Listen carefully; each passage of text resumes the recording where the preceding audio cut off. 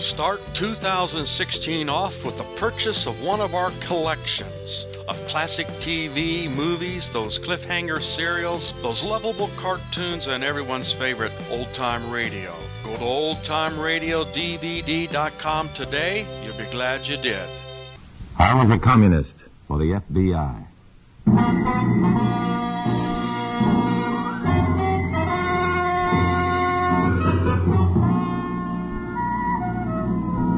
Starring Dana Andrews in an exciting tale of danger and espionage. I was a communist for the FBI.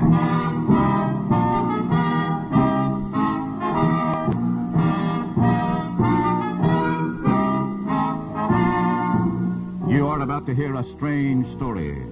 Names, dates, and places are, for obvious reasons, fictional. But many of these incidents are based on the actual experiences of Matt Cvetic, who for 9 fantastic years lived as a communist for the FBI.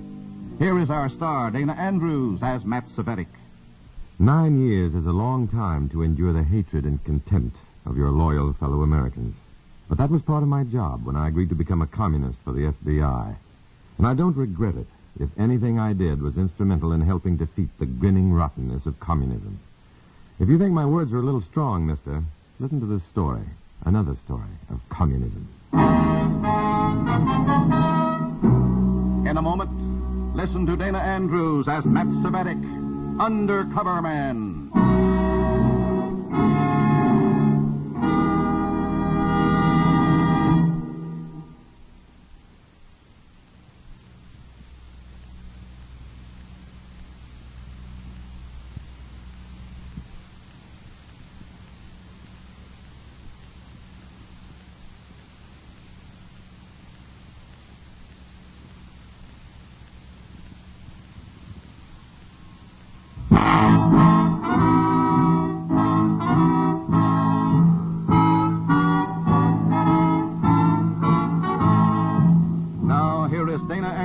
As Matt Cvetic, Undercover Man. This story from the confidential file is marked, The Party Got Rough.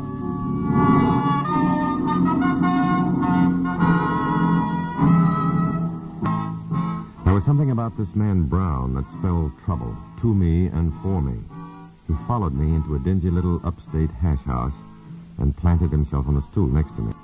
Instinctively, I knew that he was a party goon and that he was looking for me.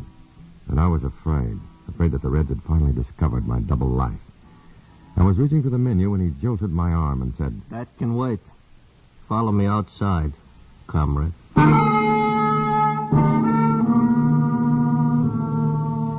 He didn't even look back because he knew what I'd do. I followed him to the street. Comrade Cvetic? Yes? I'm Comrade Brown. I got orders to return you to Comrade Martin. Orders to return you to Comrade Martin, my cell leader. Feverishly, I tried to think of an excuse for not returning with Comrade Brown. An excuse Martin would accept, but I couldn't think of any. So finally, lamely, I suggested that Brown return to Martin and report that I was finishing my assignment and would follow him on the next train. My orders are to return you, Comrade Cvetic, not to carry excuses. And my assignment is to establish several contacts, Comrade Brown. 2 remain to be made. And I'm not in the habit of leaving party assignments uncompleted. All right. We'll make the contacts. You know that isn't permitted. I'll make the contacts and meet you later. How much later? Oh, an hour at the bus station. Well, don't be waiting. I wouldn't want to be forced to report that you delayed our return unnecessarily. I wasted 10 minutes making certain that Comrade Brown wasn't following me. Then I tried to contact the FBI, but a local storm had disrupted the telephone lines. I tried again after completing my party business, but the lines were still out. So I met Brown at the bus station, and we rode back to the city and cell leader Martin's house. It was a noisy house when Comrade Brown and I walked through the door. But when we entered the room with the group, the chatter stopped abruptly. And in my state of mind, the quiet was ominous. You have kept us waiting, comrades. I presume you have a reasonable explanation. Comrade Cvetic refused to return immediately, Comrade Martin.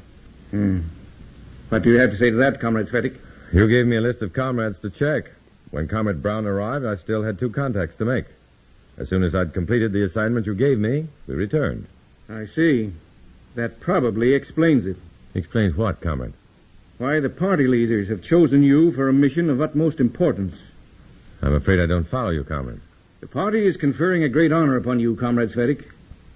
Obviously because of your unflinching devotion, your unquestioning fulfillment of any assignment. You're being rewarded through participation in this one. What is the assignment? I don't know. I was told only that I was to send you to party headquarters in New York. I was to board a train for New York at 11:23. So I left Cell Leader Martin's house at 10:15 to pick up some gear at my rooming house. To avoid attracting possible attention at that time of night, I was allowed to go alone. So I was finally able to contact the FBI.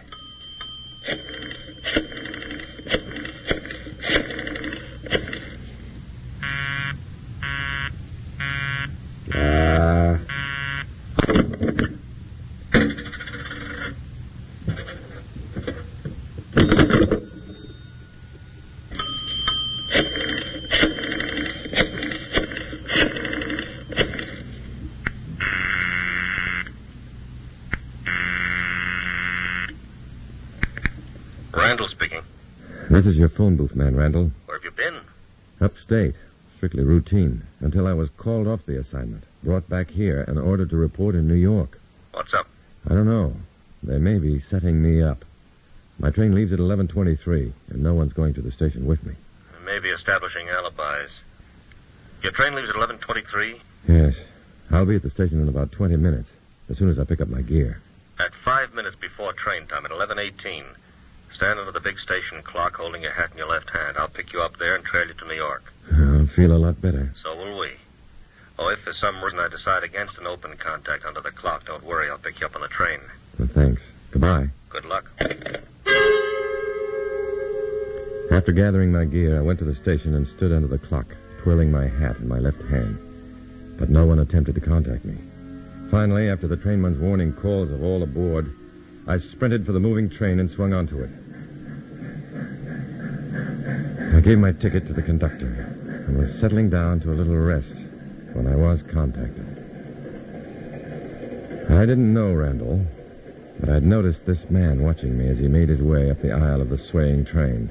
So I wasn't surprised when, timing his lurch to the movement of the car, he stumbled against me and muttered, "Club car." Straightening up, he resumed his course toward the back of the train, and after a decent interval, I followed him.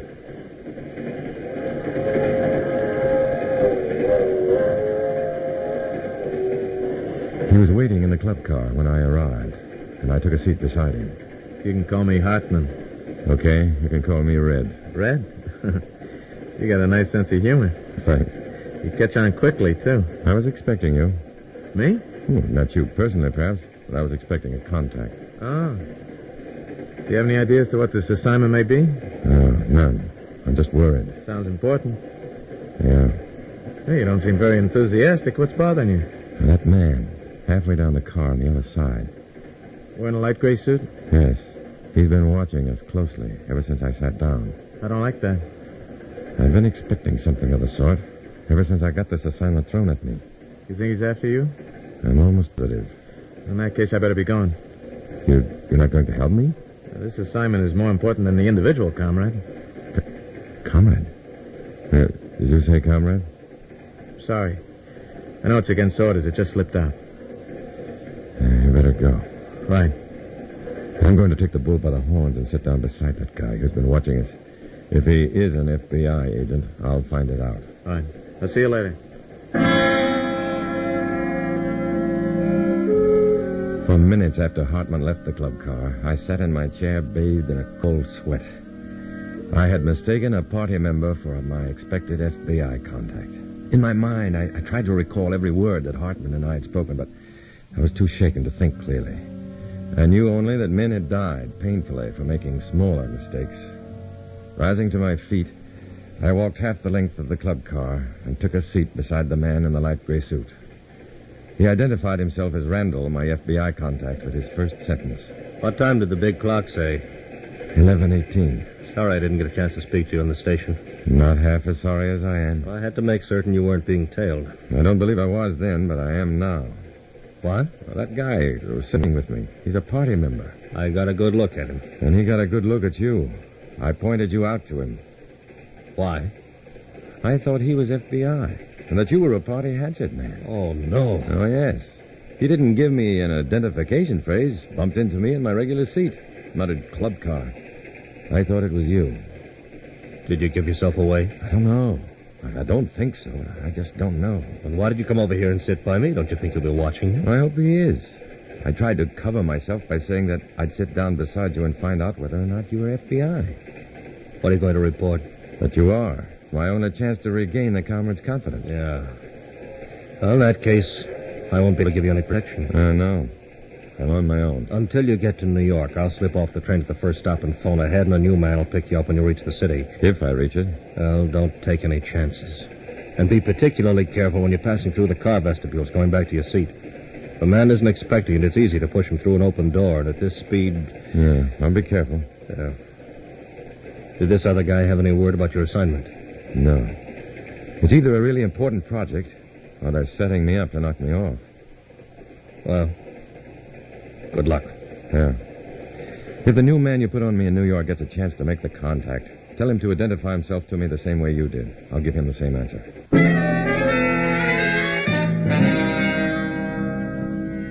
I sat in the club car until the FBI man had left for his coach at the rear of the train. Then, after we'd rattled across a bridge, I got up and started forward toward my regular seat. I'd passed through 2 coaches and had just stepped into the vestibule of the third, deep in thought, when, subconsciously, I realized that the trackside door was swung open and a man was standing in the shadows beside it. It was Comrade Hartman, and he was beckoning me to him. For one panicky moment, my impulse was to turn and run. But before I could do so, he had taken a step toward me and placed his hand on my shoulder. Was he an FBI agent, Red? Yeah, at least I think so. All right, then stand on the other side of the vestibule. When he walks through, lurch against him and nudge him over here, to me. I'll take it from there. He won't be walking through, Hartman. Why not? His coach was at the other end of the train. When we passed over that bridge, I made certain that we won't be seeing him again. Good work. Thanks. You sure he's dead? I didn't watch him die, if that's what you mean. But I'm quite sure he won't bother us again. Good. Now I can shut this door. We can go back to our seats and get some peaceful sleep.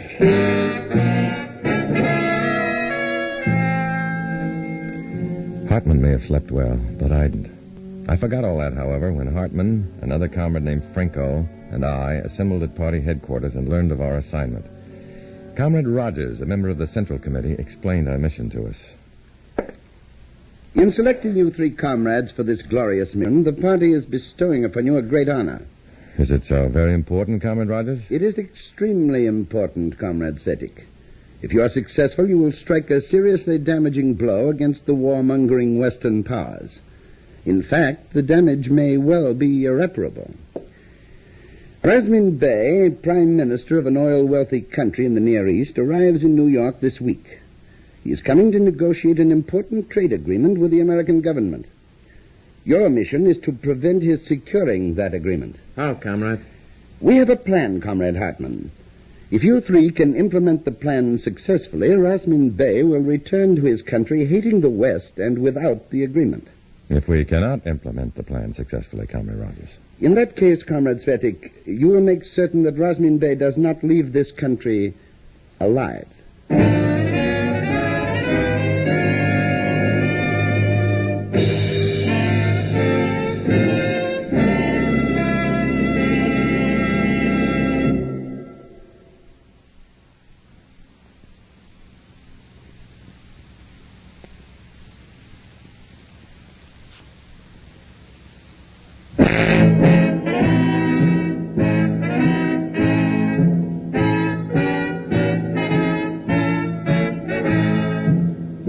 Back to Dana Andrews, starring as Matt Cvetic in I Was a Communist for the FBI, and the second act of our story.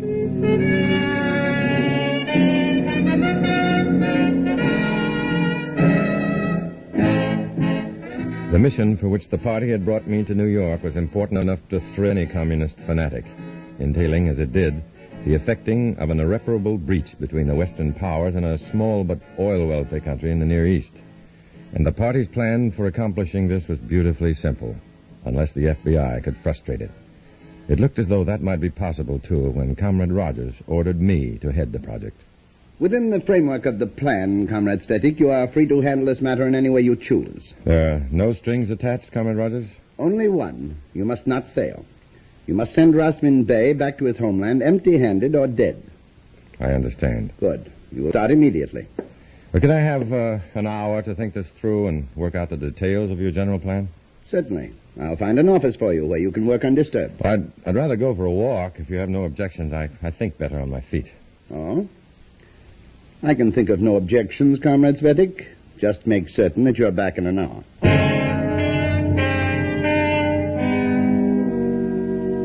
As I walked out of the building that houses party headquarters, I stopped beside the entranceway and took plenty of time to light a smoke. A time-consuming gesture that gave any FBI man who might be waiting a chance to locate me and follow me for a pickup. A few moments later, I walked slowly down the street. I'd gone 3 blocks and was standing at a crossing waiting for the traffic lights to change when a cab edged up to me and the driver said, "What time did the big clock say?" 11:18. Hop in, the lights are changing.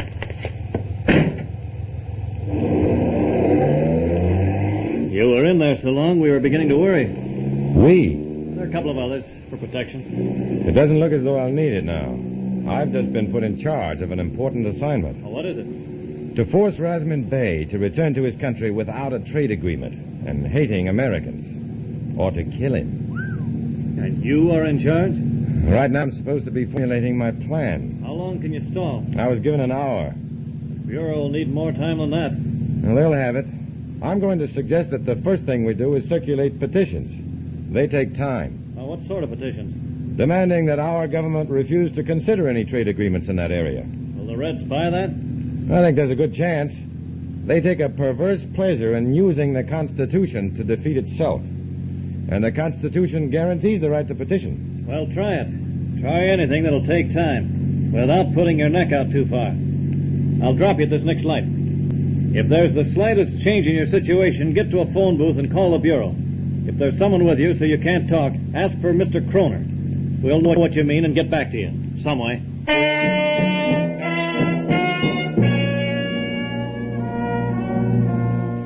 At party headquarters, my plan to circulate petitions was accepted as a starting point for the operation against Rasmin Bey. Comrade Rogers also had a suggestion to make. That's an excellent front for our activity, Comrade Cvetic, but there isn't time enough for petitions alone to be effective.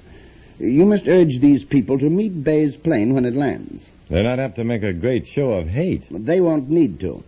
We'll have a crowd of party and front members there to furnish the violence. Your suckers will give it a cloak of respectability. I see. And if some of the petitioners get hurt, so much the better. Exactly. Before you leave, we'll give you identification that establishes your connection with businesses that would be affected by a trade agreement. If there's any official curiosity, you're simply acting as interested individuals. Any questions? What approach should we use? The obvious one. This trade agreement will permit the entry of cheap goods and put Americans out of work. While you're handling that, we'll be organizing the party workers and the various front organizations into the biggest demonstration New York has ever seen. Now, work fast. Probably no people in the history of the world have been as generous as we. But we hate to be played for suckers. And that was the Reds' propaganda line for this attack. The results were frightening. We should let in their goods we don't need and put Americans like you out of work? If my congressman likes his job, it better not happen. Why should we give them prosperity and make a depression for ourselves? I say let's meet this Rasmin Bey when he lands and tell him to go home. As ward committeeman and businessman, I want to thank you, young man, for the unselfish service you're doing the taxpayers of this country. I'll wire our congressional representatives, advising them that the voters in this district refuse to endorse any such trade agreement. And I'll organize a delegation to meet this, whatever his name is. Tell him to go back where he came from. Directed by propaganda, ignorance and misguided self-interest can be played right into the party's hands.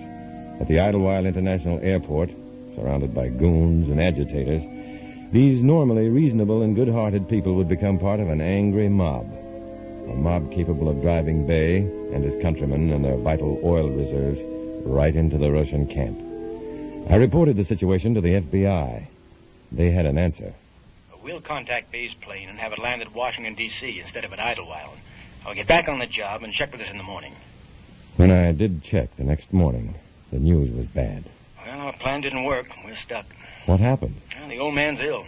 His personal physician who's aboard the plane with him has countermanded our instructions. The plane with Bay aboard will land at Idlewild. Proceed to the airport as planned. You'll be contacted there.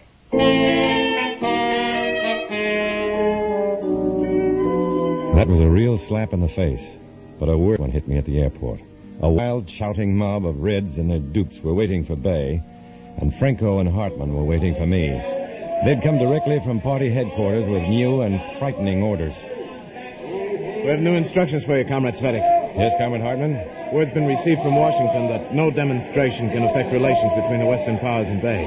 It's already been promised a trade agreement. Do you have your gun? I was given one this morning. Good, you'll have a chance to use it. I'm not a very good shot. All right, then you'll have to get closer to the target than Comrade Franco and I. We three have been ordered to eliminate Rasmund Bay. Those are the orders? Those are the orders. Well, look, if you have anything on you that might serve as identification, destroy it. I have the business identification Comrade Rogers gave us. But then go to the smoking room, destroy it, and dispose of it. Yes, Comrade. And hurry. We'll wait for you here. The plane is due any minute. I was practically blowing my top as I hurried toward the airport waiting room to dispose of my identification. And if ever I felt the need of help from the FBI, it was right then. As I stepped into the waiting room, a man following close behind me stepped on my heels. I spun around to face him and gave a little prayer of thanks. It was my cab-driving FBI contact. But the thanks was a little premature. What's up? You looked worried when your boys were talking to you. The parties had word from Washington that this demonstration will have no effect because the trade agreement is going through regardless. We've been ordered to liquidate Bay. Who's to do the shooting? All three of us, from different spots in the crowd. Can't you radio the pilot of Bay's plane and warn him off? It's too late for that now. The plane's too close. We'd have to spell it out so clearly that the party would fully understand your part in it. Let them. I'll be glad to get out. I don't blame you, Matt. But I don't have the authority to do that. Well, whatever we do, we're going to have to do it fast. There isn't much time. Now, keep your shirt on. I know how much time there is. Carson, the guy you've been talking to on the phone, is due here any minute. With the new plan? I hope so. He's coming through the door now. That little guy wearing glasses. It's new, Carson. Who's your friend? He's your telephone friend. The orders are out to liquidate Bay. And then we have to move fast. Our friend in particular. What do I do? We've arranged for a decoy plane. One plane, a standard DC-6, will land in front of the administration building. The other, which carries official markings, will land on runway 4. Now, your job is to lead those party goons to the plane with the official markings. That's the decoy. Flight 23, now landing on runway 1. Special flight landing on runway 4. Get going, friend. Point out the official marking to your boys and head them there. Gotcha. Well, one thing more. Get them over there, but don't get picked up with them. Once they're on their way, get lost or something. Good luck. Thanks. I raced out of the building and ran to where Franco and Hartman were impatiently waiting. Both planes were on the ground before I could convince the comrades that they were heading for the wrong one. Why should you think this is the wrong plane, Comrade Cvetic? Look at the official markings on the other plane. Nothing was said about official markings. Do you want to take the responsibility of letting Bay escape? No. Then follow me to that plane and eliminate Rasmund Bay. Come on. Right. What happened, Comrade? Oh, my ankle. It's broken up. Sprained badly. Here, I'll give you a hand. There's no time for that, comrade. Get to the plane. But you won't be able to get away. Well, that's my worry. Your orders are to get Rasmund Bay. He's right, Franco. Come on.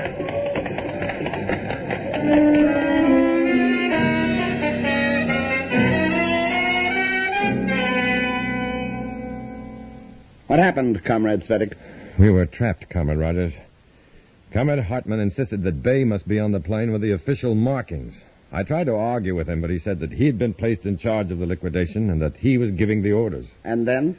Running toward the plane, I fell down and sprained my ankle. As I lay there, I watched Comrades Franco and Hartman drawing their guns. I'm afraid they were overzealous. When the plane door opened, they began shooting. They didn't have a chance after that. Hartman was a fool. He paid for it.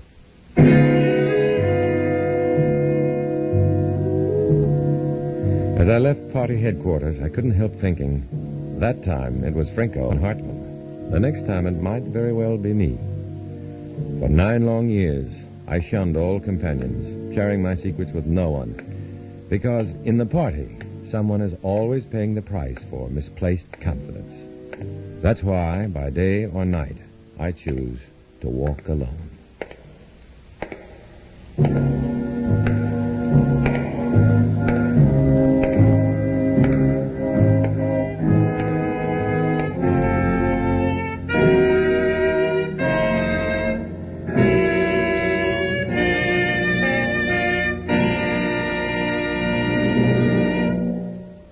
Dana Andrews will return in just a moment.